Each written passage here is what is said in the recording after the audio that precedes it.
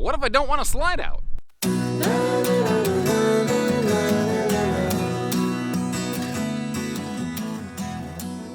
Hey everybody, Josh the RV nerd down here in northern Indiana, actually at Coachmen's facilities today. They were kind enough to set me up with a copy of this new floor plan over here, the 22 SE. This is a update, improvement, and revamp of a floor plan that they've been kind of working on over the years, and I really do think they're really starting to get it dialed in here. There's a couple extra little things I'd like to see maybe done here, but what they've done is they've given us like almost all the big Freedom Express features wrapped up into a 4,300 pound easily towable small lightweight family camper. We've got a true queen bed, which can, at your discretion, Murphy out of the way to give you the space of a slide out without actually needing a slide, which keeps the weight down, which keeps the cost down, which reduces your maintenance upkeep and potential for leak points, being real about it. They still have an extra tall ceiling where carpetless and ventless flooring that is just easy cleaning and pet friendly. Still have an enclosed heated underbelly, which is a nice find. The taller ceiling is going to allow for a little bit more room for each of the bunks, and there's just, you can tell the people that design these actually go camping because there's a bunch of little details, like the window coverings they use in the bunk area snap on, so they're not sticking out, so kids rolling over and thrashing around at night don't tend to rip them off with their legs or anything like that. Just smart content little details here. Overall, I'm pretty darn happy with what I see. You've got the double Asdel on this thing, still a power tongue jack making life easy. It does have a walkable roof, but it doesn't have any kind of factory ladder access. And those are the kind of little things, like a little twist here and there, I think would really take this one over the top. But overall, I think it is a very good, very strong entry. I'd be kind of curious to know what you think about a few things, like the fact that they did not include a camp kitchen on this one, because the number one question I get on camp kitchens is, can I get it without a camp kitchen? But I'm kind of curious to know, what do you think about this? So as we go with this new floor plan, I'll share the good, bad, ugly, and in between, and I would ask you to leave comments doing the same. We'll meet in the middle, and if you appreciate what we're doing for you, make sure you hit that subscribe button, and let's get going. And you know, right off the bat, one of the things I really want to focus in on over here is when you have no slides on an RV, it's easiest for seating to go into slide outs. It's harder for kitchens to go into slides because you lose a ton of storage. So a no slide camper, it's very easy to get campside windows like you're seeing right here. So whether you're sitting on that, the bed, the sofa, if you want to open everything up, you have just awesome views. And the reflection you're getting off those mirrored wardrobe towers don't hurt either. Up top here, you do have central air. Small no-slide campers historically have not always included that feature, although it is becoming more common. But it will help keep the RV cooler more easily, more evenly in this small space. The RV also doesn't quite look as small as it may necessarily be. It doesn't feel that small because you do have a little bit taller ceiling. It's 6.5 foot tall in here. A lot of times when you're in a more budget-sensitive series, which this is the Freedom Express Select Edition, the SE series, where they're only selecting the most important critical features.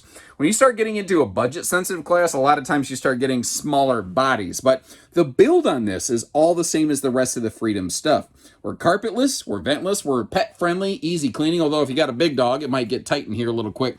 But that's actually why I wanted to start with the 60 by 80 sized true queen bed down. So that's not a short camp queen, which most Murphys are. It's very rare to find them otherwise.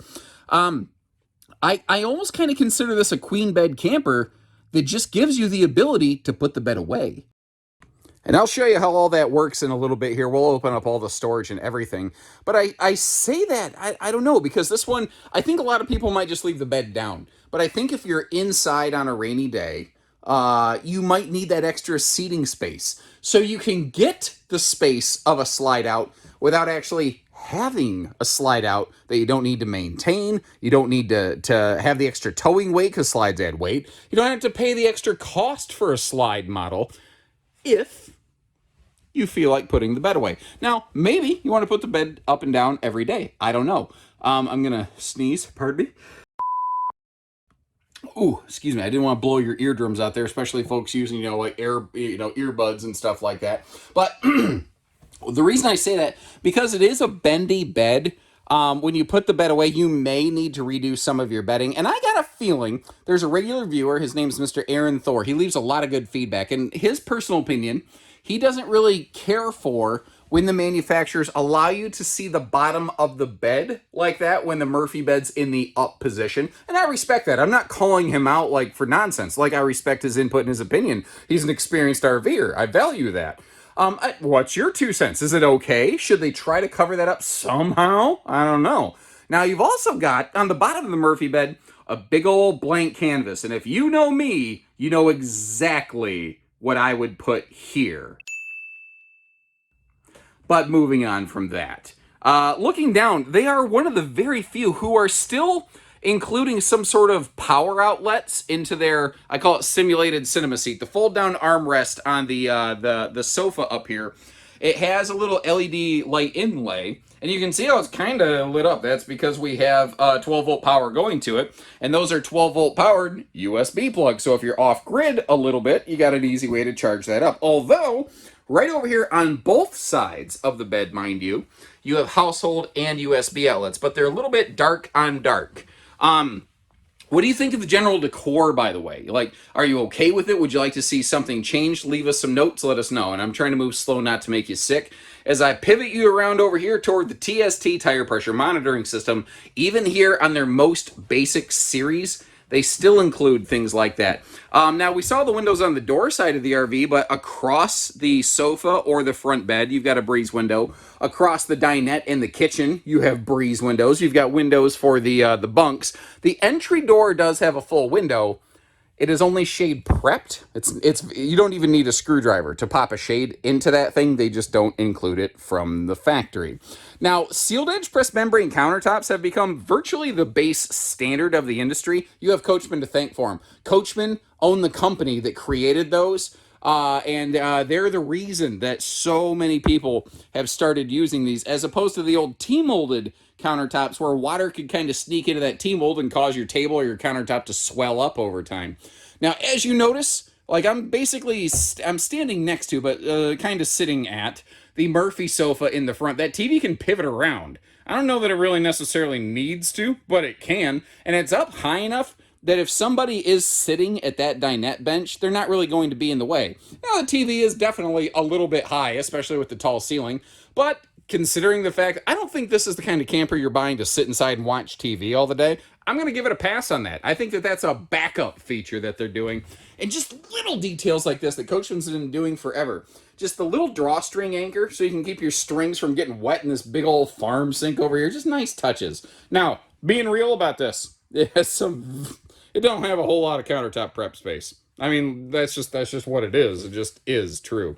Now, over here, we're looking at the 8 cubic foot gas electric fridge. At the time of this filming, they do, I think, I can't remember if it's optional or standard. I think it actually became standard, the 12-volt DC compressor fridge. And moving forward in the future, you are going to see that across a lot of brands become standard and maybe not even a gas electric two-way option. So kind of keep that in mind there. And it is actually really surprising. They're still using a free floating elliptical table base on this. So if you want to take it outside, you can. Obviously, you'll see in a second it can fold down into a sleeper. But they didn't drop down to just like a conventional pedestal base. Now, when I started looking over here, when I first walked into the RV, I started looking for the control panel, the light switches. And I looked up top on the side of the cabinet where I totally expected to see them, and I found absolutely none of that. Well, I got to looking, and Coachman does these under cabinet mounted switch banks, which works pretty well. By the way, this is also easy to miss. You do have a household outlet up here over that direction. Maybe that could make that little pocket beside the TV some kind of portable charger space or something like that. I don't know. Anyway, but I couldn't find the awning switch. And then I kind of thought about it, and I remembered Coachman has a huge motorized pedigree. And again, it's kind of dark on dark, but right down by the floor level, right by the door, you can kind of see the switch for the awning. And I think that's actually kind of smart. You can be outside, reach in the door, tap the button, and start opening or closing the slide. You don't have to go climbing all the way in and out of the RV. I think that's kind of a neat idea. Motorized does it all the time. I'm surprised more towables don't. But, you know, just because someone does it doesn't mean somebody else has to. What's your 2 cents on that? While you're leaving me a comment, I'm going to start breaking through and going through all the storage and like, all the little spaces on the dinette. The section of the dinette bench right next to the entry door, I kind of wish that was open face toward the Murphy sofa, because I feel like that would make a perfect shoe garage, personally. I would really, really like that. And one thing I really want to point out on this Murphy bed is because it is a bendy bed, they were able to maintain the full front outside pass-through storage compartment. And what that means, they didn't have to run storage under the Murphy sofa. And what that means is that you have a much better ability to be able to actually walk around that Murphy bed. So many Murphy beds, you can barely walk a foot past the foot of the bed, and you have to start knee climbing, doing the Luke knee walker maneuver to get yourself up in there. You don't have to do that here, which I think is, I don't know, I think that's kind of cool. There's benefits both ways. It does mean that maybe you have to fight with the bedding a little bit more, and that's different from fighting a fitted sheet, by the way. Those are two different things. When you're fighting the fitted sheet and folding laundry aggressively, that is how you fill the bunks, organically, manually, if you will. Anyway, I was just talking to somebody else about something the other day, and I agree with them completely, and it makes me sad more manufacturers don't do a better job of this. I really appreciate how they're giving a lot of radius edge work on all their cabinetry that's kind of exposed as opposed to sharp edges. It's just, it gives it a better, cleaner look. You don't see raw wood cuts or anything like that. And frankly, there's just fewer sharp things for a clumsy oaf like me to be able to, bash and stab my head against, which I personally appreciate. I'll see if I can spot a sticker for these, but typically their bunks here are rated for about 300 pounds. If you look over on the side here, you see some household and USB outlets. I didn't flatten that mattress out too fantastically, but neither here nor there. And again, you've got those blackout snap-on covers that if you want to really blot the sun out, you can. But they don't stick out so far that the kids tend to catch them with their feet. Now, one of the things they did is they put the water heater on the rear wall, and that keeps the hot air exhaust mostly away from where the kids are going to play.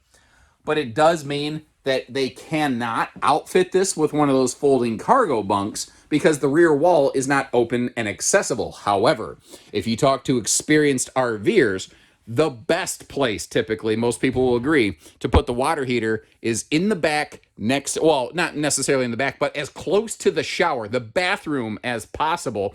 And this being a small RV, that water heater is very close to all of the water fixtures, which means you'll waste less water because there's less water sitting in the lines, like losing their heat as you're camping. So sometimes it's just those clever little details, but it does mean we don't have a cargo bunk. But if they got rid of the rear wall water heater, they'd have to put the water heater like up next to the bed, and you'd lose the ability to climb into the bed.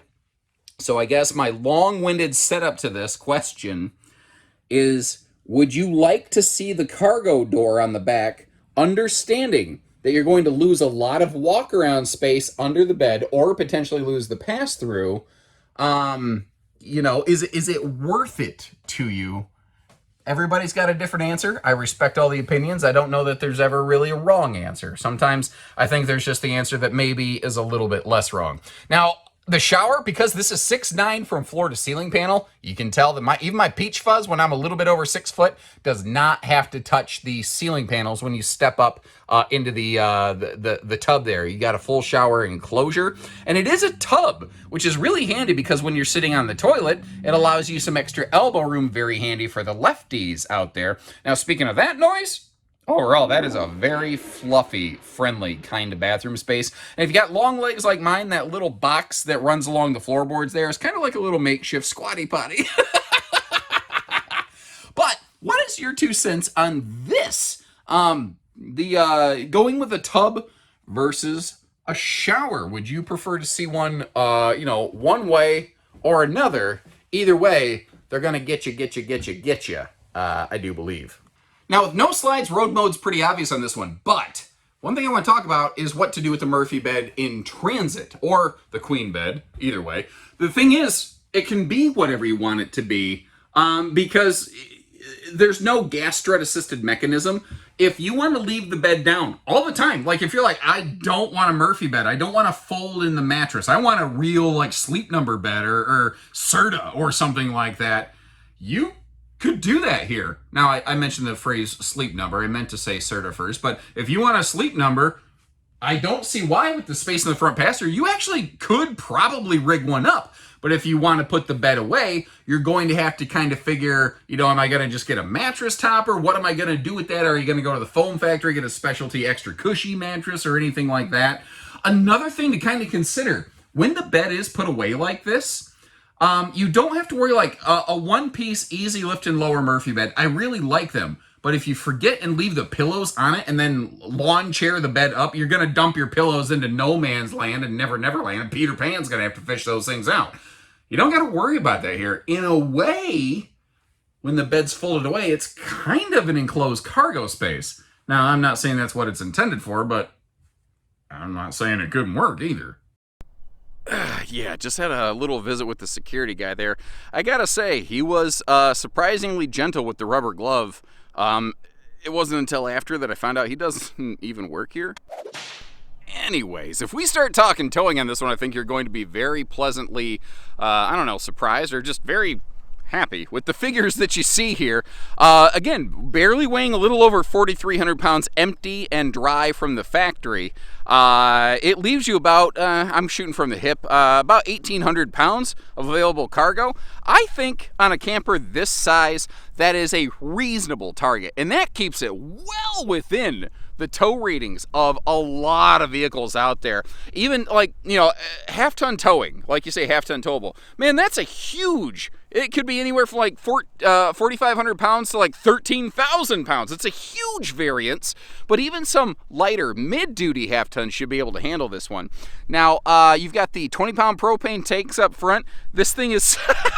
It's sort of looking like me in my old t-shirts. My belly's gotten big enough lately here that I'm afraid it's going to start sticking out from under the shirts. I got to get my treadmill unburied. There's just all these clothes hanging on it. It's so weird. Anyway, we've got the tongue-mounted spare tire. I wanted to point that out because when we walk around the back side of this thing, you won't see a spare. So it's real easy to think, I don't know, maybe there's not a spare tire in there. And tandem axles, no slide, and not too awful darn long, makes for a really nice 1-2-3 punch for towing, especially when you start factoring in the fact we also have double Asdel walls, which is not an official industry phrase. It's my way of saying that you have Asdel on the inside and outside layers of this. Sorry, sometimes I forget that not everybody is familiar with the way my little twisted mind works. And if you are normally picking up what I'm putting down, you should probably seek psychiatric evaluation. And if you're looking real close there, you may have noticed this does have a key-like system, so you don't have a whole bunch of different keys to get in and out of the camper. It also has sealed and closed like protected piano hinges to kind of help keep the weather out of those things. And you may notice the baggage door on the other side is not bad. It's not as big as this extra large one over here, but that's because that's where your freshwater tank inlet is located. And if you remember, on the inside of the RV, this actually has some very good walk-around space, which a lot of Murphy bed models, if you're really kind of keeping score and paying attention, a lot of them you can maybe walk around the bottom 11 inches of the bed. This one you can really walk right up there, right to the point that you'd start to, organically lay down in the bed, as it were. The awning, they did a good job really maximizing the awning. I love how they extended it all the way to the back of the RV. Again, we've got really good campsite window coverage, although we do have the bottom bunk window potentially covered by the cargo door. But considering this is not a camp kitchen model, and I don't believe they even have an option for it, mind you, I don't know that that's a big deal because you're really not going to, be blocking that window a lot. Notice too, there's no sort of like water heater or furnace exhaust. Again, the people who design this, you can tell they go camping, possibly with kids. They're very good about keeping those potentially hot touch surfaces out of the way. Now down below here, we are running on import tires, but they do include a TST tire pressure monitoring system standard from the factory. And it doesn't have a camp kitchen, but in a way, I think you could kind of do a dealer's choice, build your own, because you've got the cargo space there to put about anything in it you want. Plus, You've always got the propane cooker hooker here off the side, and even this SE series, the more basic series that we're looking at, still has that enclosed heated underbelly. And I'd be kind of curious, what is your opinion on this? What is the better way to go? Camp kitchen or no camp kitchen standard on these? I think there's benefits both ways, and I think I'm going to get a variety of answers, but I thought I'd throw it out there. Now, there is one thing, if I could personally change one thing on this RV, the one thing I would change is I would like at least a mount for one of those telescopic removable ladders. If they're not going to build a ladder on it right from the factory, I would at least like some way to be able to access that fully walkable roofing that we have up there. Now let's talk about that. The roof is wood decked on top. Again, 3/8 roof decking, fully walkable, with roof studs every 16 inches on center. You know, snow load rated, very good over here in like the Midwest where we get a lot of snow in the wintertime. The walls, again, double Asdale, aluminum framed, laminated. This does have a laminated floor. And I think that pretty much covers us on the general ins and outs of the basics of construction. If you need some more specific information on anything like that, don't hesitate to contact your team. We're always happy to assist you and dive into some deeper details. I don't know the exact caliber, grade, and thickness of the screws and the wood things or anything like that, but I guess if you really need to know, we could probably get a hold of some factory engineer and find out for you. So if you appreciate the footage today, leave a little comment that says, hey, thanks, Coachman. And while you're doing that, again, if you haven't done so, leave us a couple little notes here. What do you like about this one? The campsite window coverage, or how could it be better? How would you improve it? And what did they do really well so they know what not to screw up if they go making changes? Sometimes that's very important to know too. I will leave you a link in the video description. If we have any of these in stock, they'll be listed right there on our website where you can check pricing and availability. If we happen to be sold out, contact one of our Freedom Express stores, and our local team members can always get you figures. No sweat there. Until next time, take care, stay safe, have fun, and happy camping, everyone.